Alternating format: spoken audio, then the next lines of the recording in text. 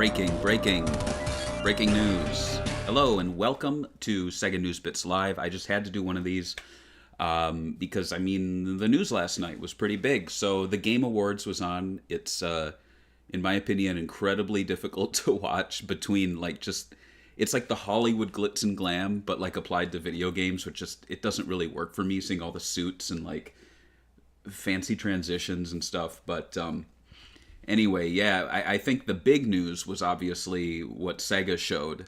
I'm not going to talk about the Atlas stuff. I'm not going to talk about Infinite Wealth or anything, because I think the highlight of the show for me was that one game where it's in the future and it's a guy and he's got a gun and you go around in the first person. No, I'm just kidding. It was the Sega stuff. So let's throw the trailer on. I guess I'll talk over it, but I won't freeze it. And then we'll go through again and we'll freeze frame it and just take a look through. And then I have a new article from the Washington Post that I'm going to pick through there. And then we'll close it out. Just fun, happy little celebration of the new era and new energy. And maybe I've got a little beef at the end for y'all. But if there's any vegetarians in the house, you better sit that one out, because there's a lot of beef going around. All right, well, let's do it. Trailer time. Yo. This is ridiculous. This is my least favorite part. I was bitching about this on Twitter. These people they don't remember the Dreamcast. They like Fortnite. Who has a Shinobi arcade machine? Oh, I'm just eating Chinese box. What are the pool? Do you see the pool balls on the table? Who puts pool balls in a basket on their table? Really? Anyway, here's the good stuff. Here we go. Come on.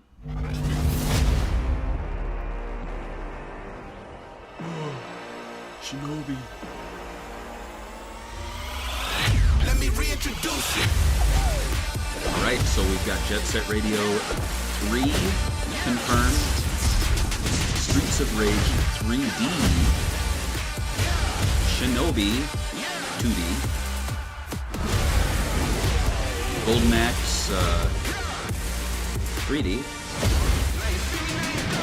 And Crazy Taxi 4.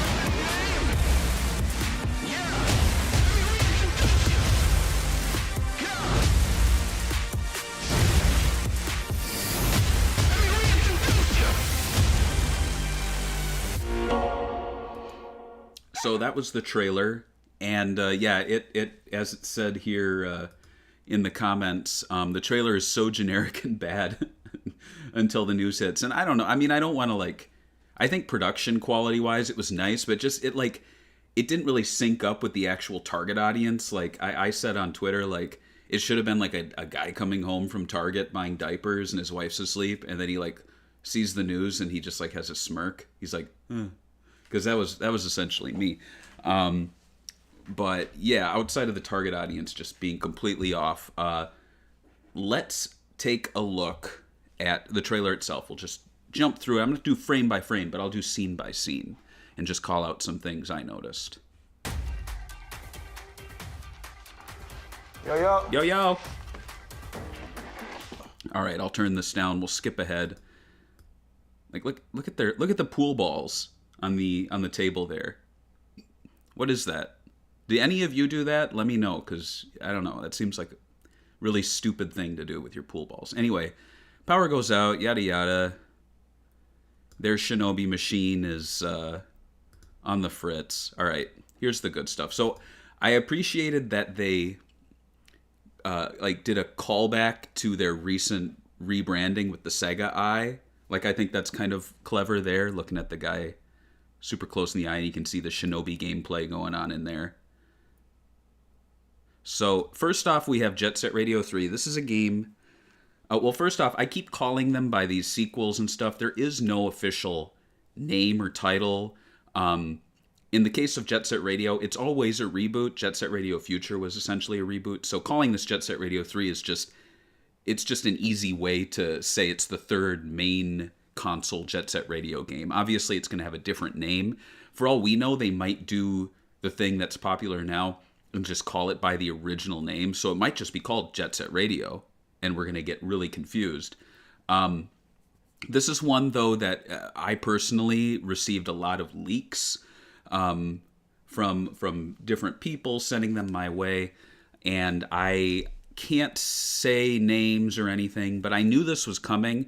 I knew the art style would be what we're getting here, but I feel like what we're seeing now is very Spider-Verse inspired, like and the new Ninja Turtles movie, where it's very sketchy.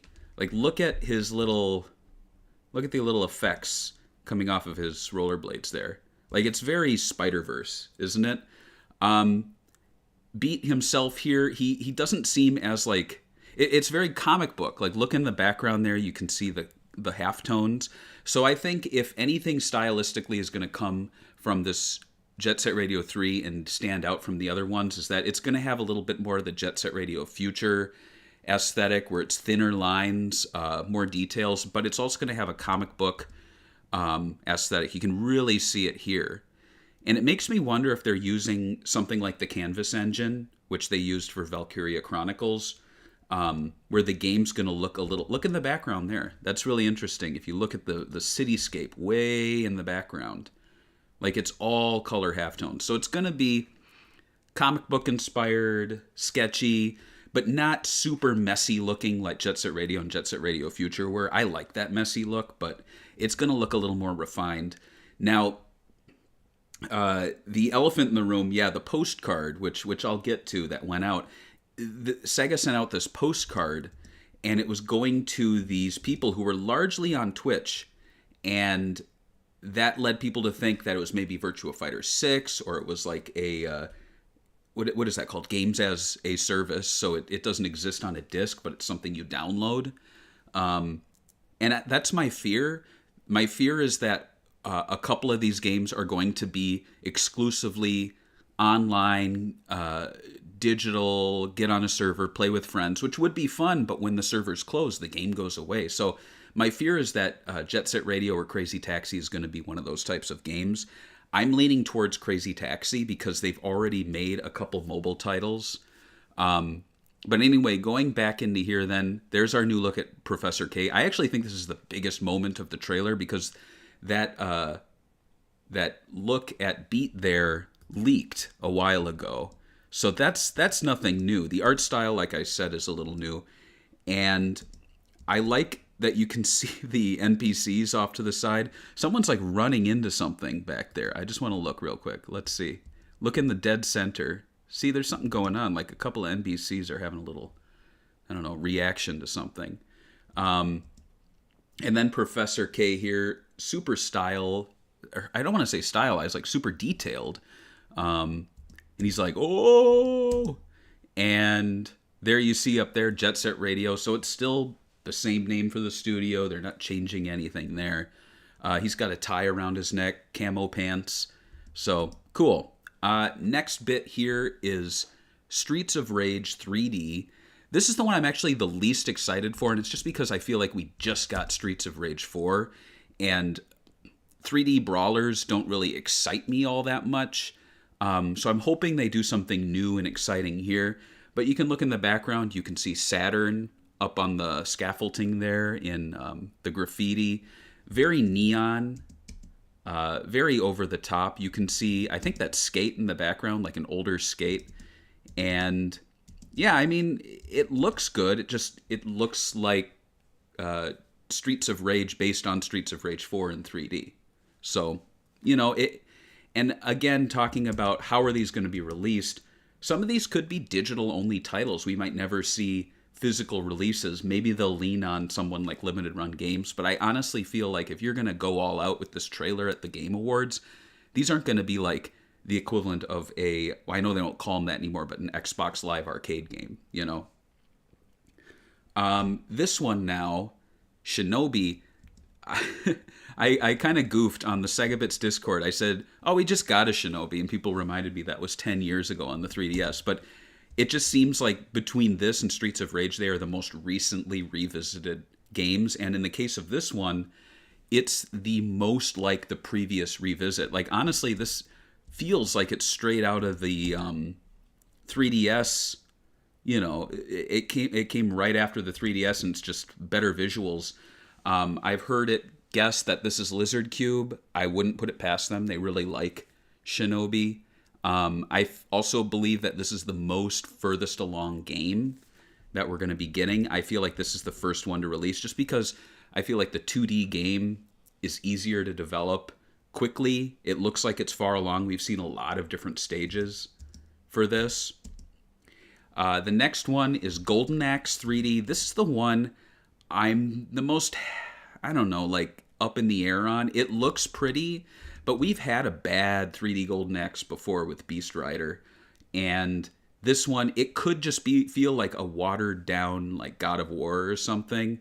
Or it could feel like a super accessible God of War that people have been begging for. Like they don't want a giant, epic, super violent game. They want something more accessible with cartoony fantasy characters and lots of fun gameplay. There's the chicken leg there. But you see all the main characters. You see Axe Battler. You see, I believe this is Gilius Thunderhead. It could be one of his kids. But yeah, it looks pretty. It also feels like a tech demo. Of all of them, this is the one that I feel like might be the least furthest along. It feels like something that this is all that they have. I could be wrong. Next up, we have Crazy Taxi. And again, I'm calling this Crazy Taxi 4, even though it could be called anything. And we've already had Crazy Taxi City Rush and Crazy Taxi Gazillionaire, which was given a new name later on. But as you can see, police cars are now in there. I'm presuming modified. Like, I don't think you're actually being chased down by the police. There's Gina, I do believe, voiced by Liesl Wilkerson in the past games, so I hope they bring her back. And it looks like a race, doesn't it? It looks like an online, or at least a multiplayer game. There's 4 taxis out there. So I'm wondering if this is a Crazy Taxi game with racing components or racing options. So you're all taking customers to the same place. Really hard to say. And of all of them, this is the one that, to me, and I don't mean this disparagingly, but it just kind of reeks of a Fortnite style thing, where it's like, this is going to be exclusively online. We're not going to get it on disc. It'll appear on PlayStation, Xbox, and PC, but it might come and go. And I feel like that's a shame, because the Crazy Taxi series, after Crazy Taxi 2, has really been hard to obtain, because Crazy Taxi 3 is only on the original Xbox. And then we had 2 mobile games. We even had the HD revival that was pulled from various services, and even had the wrong music. Like, they put in music that they could afford rather than the music we all remember. So there we have it. Jet Set Radio, Shinobi, Golden Axe, Streets of Rage, Crazy Taxi, and more. And, they throw and more out there, but what is and more? It's whatever they're developing. But just to go through them real quick, we have there, I guess they show all of them again, so I'm just going to share my thoughts on those. So here we have Crazy Taxi. This is the one I feel is one of the furthest along. It's also the one I fear will not be getting a physical disc release. It's not going to be an all-encompassing game. I feel like it's probably going to be games as a service, which is likely why they were reaching out to all of these Twitch streamers instead of dedicated Sega fan sites that have given 14 years plus, free advertising to Sega. I could be wrong. This could be like a budget racing title for $40. I don't know, but that's just my guess, and that's based on some behind-the-scenes stuff I've heard, where there were Crazy Taxi and Jet Set Radio online exclusive Fortnite-style games in development. Having said that, it looks pretty.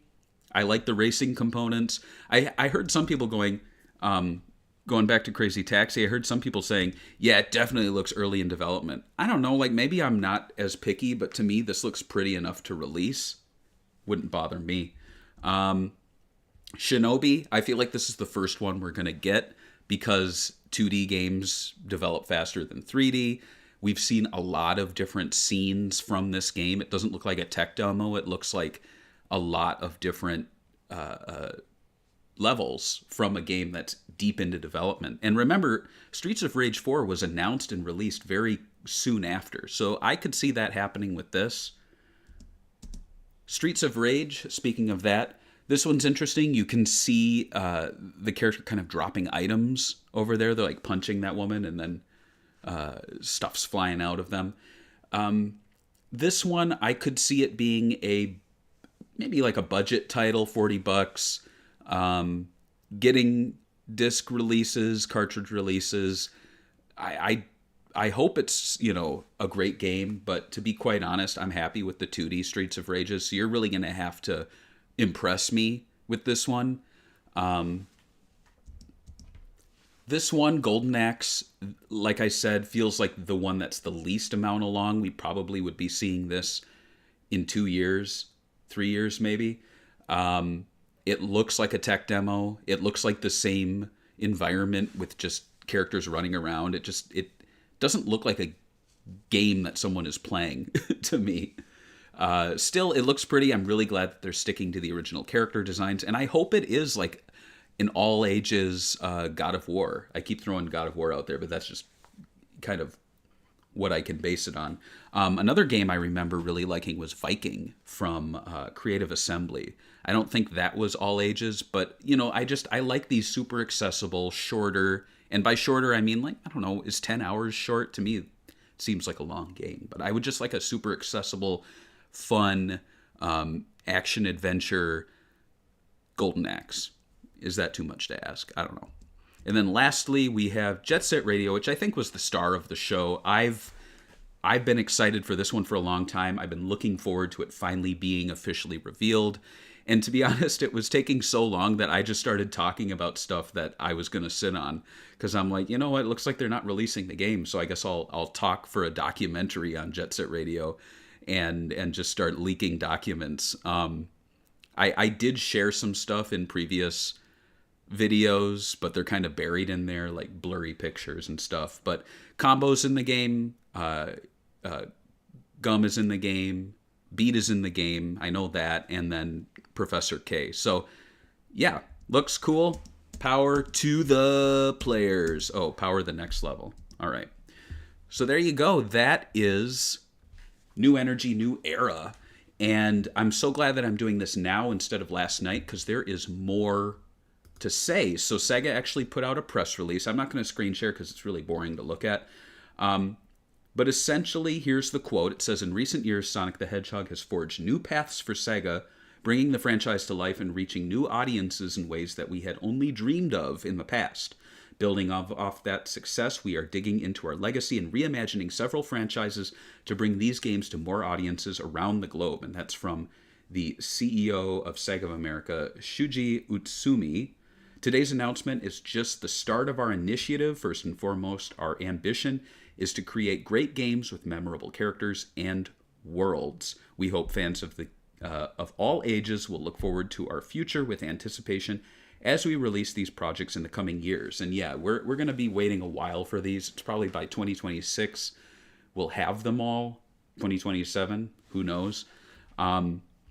Another big bit of news came from a Washington Post article, which is actually locked behind a paywall. But if you're like me and you rarely read the Washington Post, you'll get one article free. So this is my freebie. So let's see, can I do this? Let me see. Oh, I can't do it.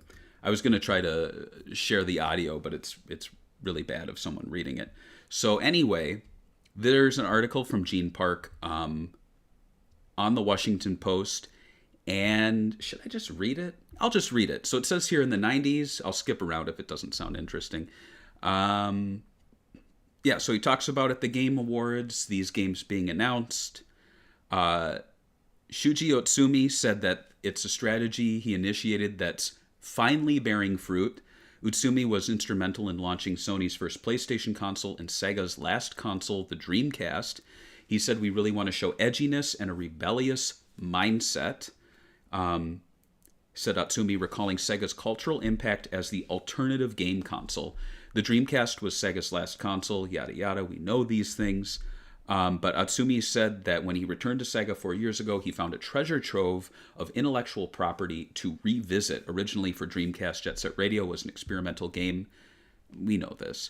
But he said that these legacy series can find second life now that games industry has a captive global market large enough to sustain Sega's weirder concepts.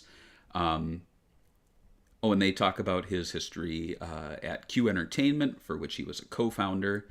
Going on, he says the concept of games like Jet Set Radio is advanced. The original creators are involved again, and it's time now. It's a good time where people can appreciate all kinds of concepts. So that's great news to know that the original creators from these games are connected.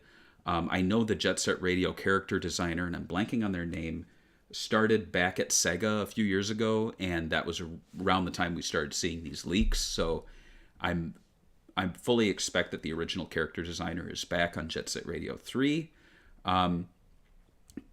They talk about how Sonic the Hedgehog, Yakuza, and Persona have been titles they've really been cultivating.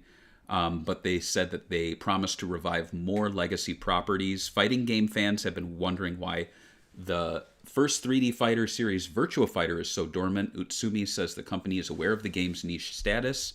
He said, we are evaluating that right now. Virtua Fighter doesn't use so many tricks, special moves like in Street Fighter, so it's very realistic. How can we make it more dramatic? It's something we're working on. I mean, just to answer the guy's question, don't make it more dramatic. People like Virtua Fighter because it's realistic. So I think lean into that, make it even more realistic, have characters actually sustain damage to various limbs, like bruising, and maybe punching too much would cause you to have weaker punches as the fight goes on, like something like that. Like I think people want, and maybe I'm wrong in this comparison, but like Virtua Fighter to be like the Forza of fighting games, where it's just hyper realistic to the point where it's like these living breathing people fighting, rather than like having superpowers and like Omni-Man and the cast of The Boys coming down to like be guest fighters. That's my take. But anyway, yeah, that's the news. I shared my opinions there. I guess I got a little beef. This always happens. I start off with a little chip on my shoulder, and then I do these videos, and at the end I'm like, I'm not that mad. But let's do a little beef. So if you can hear the meat sizzling, that's Barry's Beef. It's a popular segment that very few people know about. It's where I air my grievances. So Barry's Beef for this episode is Sega leaving fan sites like SegaBits out in the cold when it comes to sending little postcards that say new energy, new era, watch the Game Awards. Now I know that's lame. Like, you can see behind me, I've got a whole cabinet full of stuff, and a lot of those things Sega sent to me over the years. There's a Sega Forever one right there saying like, thank you for everything you do. It means a lot. So, I mean, I guess what I'm getting at is, obviously when this news appears, even from other people receiving these cards and we didn't, of course we're going to report on it. But that doesn't mean that just because you've kind of got our devotion in the bag, that you don't need to like still put a little effort in, you know, kind of, what's the word? I don't know. Grease the wheels a little bit. Just kind of like, I feel like past community managers with Sega understood that. They're like, all right, we get that we have to get these like YouTubers and Twitch streamers to like promote our stuff, but that doesn't mean we shouldn't ignore the fan sites and not just send them a friggin' postcard that says watch the Game Awards. Like, it would have been nice. Because as it stands, it has been very quiet when it comes to Sega proper sending us stuff. And I'm not asking for like branded skateboards, but, you know, a postcard telling us that the Game Awards is coming would be nice. Just because it would pique our interest and make us go, oh, this is something that even we should be talking about. But goddamn, like, yeah, it says here in the comments. I mean, I'll toot my own horn. This is my beef segment. But SegaBits is not a fan site. It is the fan site. Yes, it is 2023, the year of 2023 going on to 2024. And so many Sega fan sites in the past year or two have fallen off the face of the earth. They either quit or they they close up shop. We've had Sega Addicts, Sega Nerds, Sega Shiro, I think, is gone. The only one left standing really is Sega Driven, and that's UK based.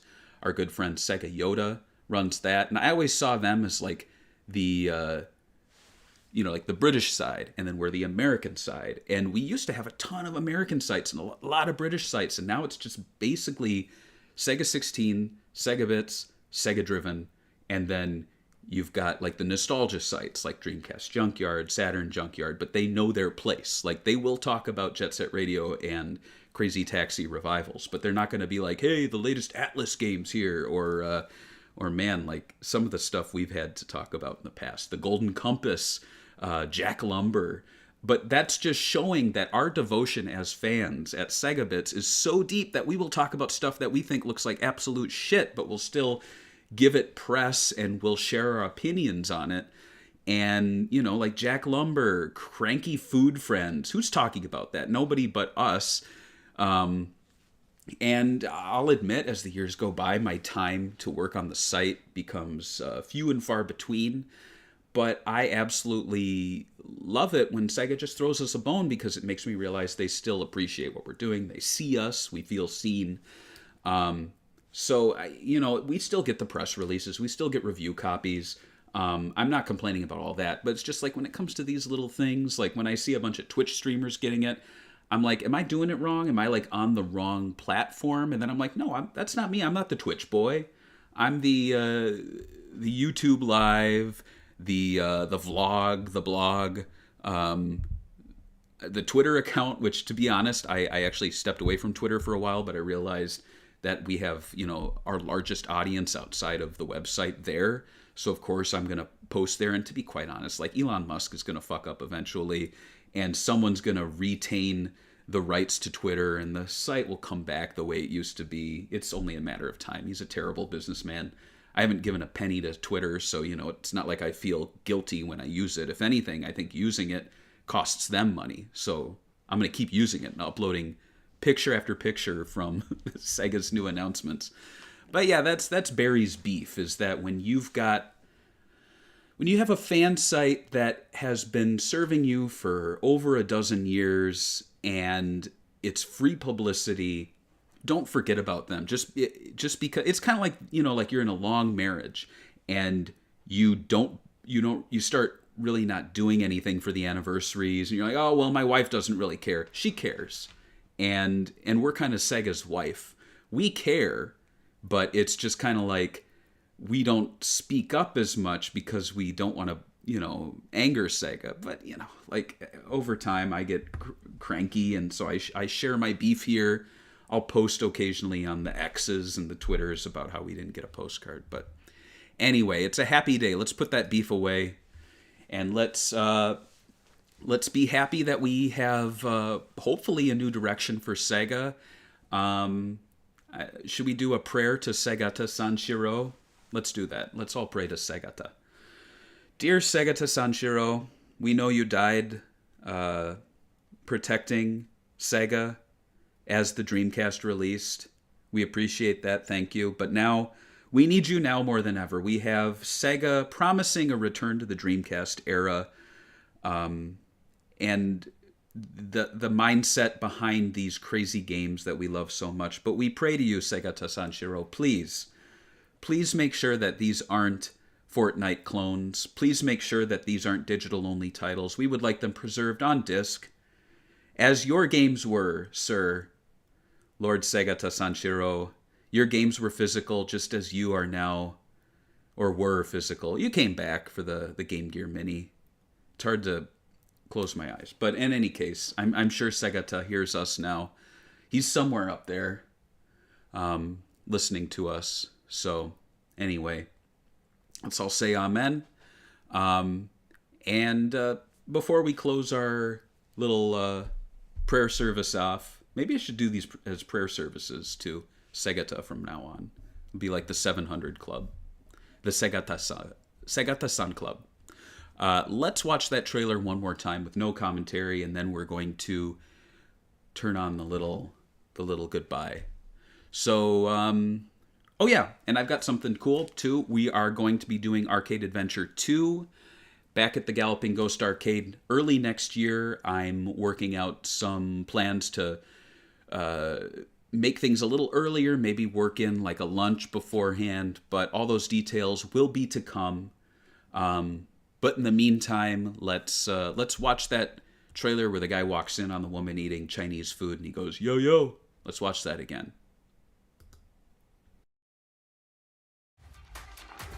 Yo, yo.